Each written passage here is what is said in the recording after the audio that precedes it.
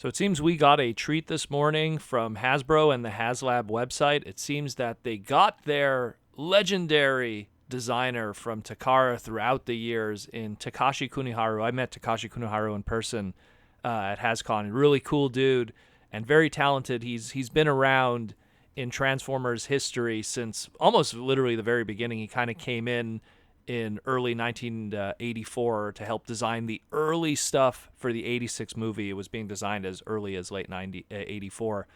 And he's famous for the likes of Hot Rod and a lot of the Headmasters, Six Shots, Star Saber, Victory Leo, Cybertron Optimus Prime, aka Galaxy Convoy. I mean, I could go on and on. He'd done a lot of like the really cool characters. And so he was very hands-on also when he designed Unicron here. And they put together this really great video that has Takashi-san in a suit and shades, looking very dapper, and transforming the gray resin prototype of Unicron. And what's fascinating also is that I think this gives us a bit of a doorway into also how this item is going to be shipped and assembled for us too. So essentially, I'm just going to kind of go through it like bit by bit. And I'll link the video. I'm going to post it on my Twitter. That way it has a more set up source that you guys could just watch it there, as opposed to say like, the Haslab website or something where it might be taken down.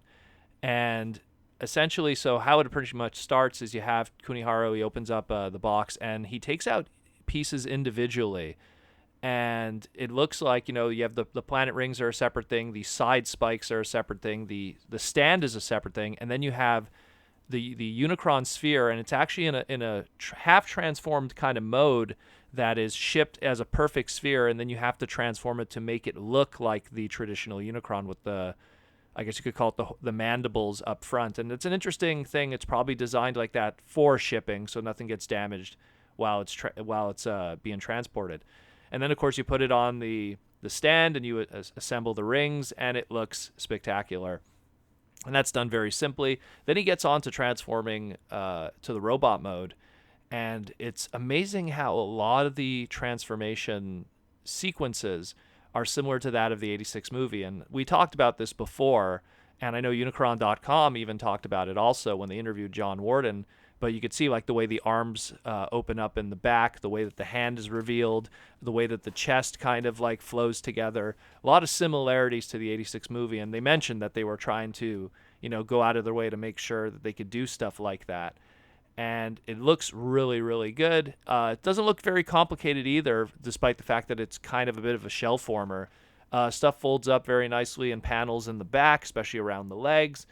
The criticism that a lot of people had was that, oh, hey, how come you have to take off the planet rings to transform him?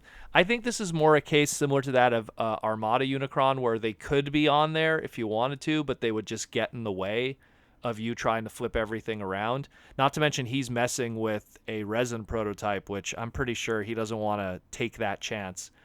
And the final product looks amazing. It looks spectacular. Everything looks like it holds together well. And this is a resin prototype that should also be a lot looser and kind of weaker.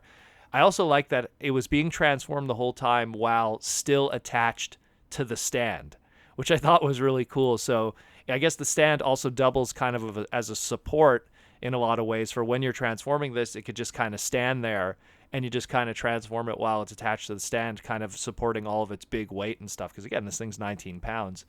So really cool. And then it ends with Takashi just taking a sip of tea and admiring his creation, looking all badass. So as it stands right now, for the Unicron, there's 25 days left as of this recording, and there's only 2,240 backers as of this recording, and they still need the 8,000. Now, I'm not too worried, even though it's still kind of early, because I've said it before on the podcast. When it comes to like Kickstarters, let's say, usually you get 90% of the people who back stuff at the first 24 hours and the last 24 hours. So it's something that I'm pretty sure people are still kind of taking a step back and waiting, but we're going to see a surge of people before it's all said and done. But again, I've also had this feeling that I think this is just going to happen regardless. I mean, even if they got 2,200 backers, I think that those 2,200 backers are going to get the Unicron through Hasbro Pulse. And then the other people from internationally, however they get theirs, whether it be, Big Bad Toy Store or, Japanese sources or Takara-Tomy Mall, they're going to get theirs. And that'll be that. And I just feel that, Hasbro and Takara has put so much time and effort and marketing and the big booth and the art, which was done by Livio, and all of that stuff to just, to just like, oh, yeah, by the way, we're not doing this. It's going to happen. It's going to happen one way or another. Will there be more outside of the initial, let's say if the final number is, let's say 4,000, will there be more outside of that? I don't think so. And maybe there might be a small extra run for, let's say, the Hasbro Pulse website or something. But I think that it's probably going to be very limited, considering that if they see that, well, we only got X amount of people that were interested at this price point, why make more supplemental? There's no point. So it's something that I think it's going to get done one way or another if it gets backed, but it's just if it doesn't get backed, it still will get done, but it'll just be those limited numbers, and you'll just have something that's very limited and very desirable and guaranteed to hold its value, short of somehow this thing getting, re-released or reissued down the line, which I never say never with stuff like that, because I could still see them, down the line going like, well, we want to do a more movie accurate color scheme, or we want to do a more, toy accurate color scheme, or we want to do the color scheme based off of that old Mango prototype, like who knows what they might want to do down the line, or an exclusive or something.